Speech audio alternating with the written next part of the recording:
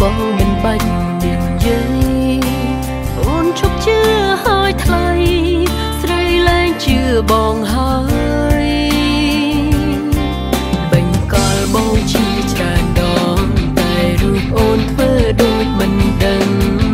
តែពេលនេះច្បាំងដំឡើងឌឺពេកហើយចប់ថ្ងៃនេះមិនបាច់ចាំស្អែកមិននៅប្រកែកនោមឲ្យខ្មាំងគេឡើយបញ្ចប់រឿងយើងថ្ងៃនេះឲ្យរួ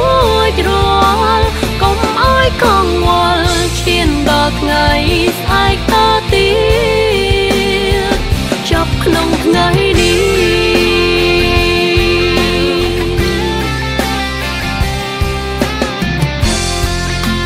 កែវដែលបាញ់ព្រះស្រំ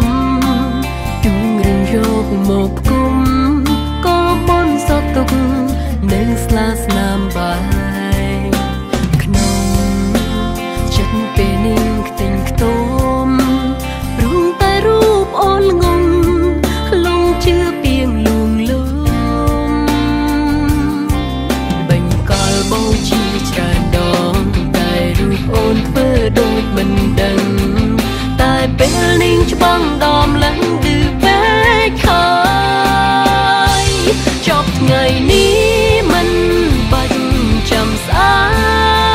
កមិននៅប្រកែកនោមឲ្យខ្មាំងគេឡើយ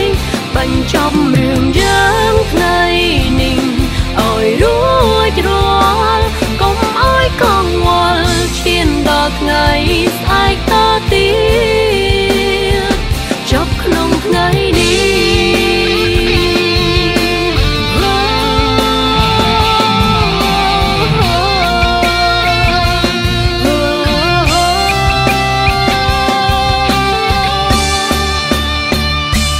ចប់ថ្ងៃនេះ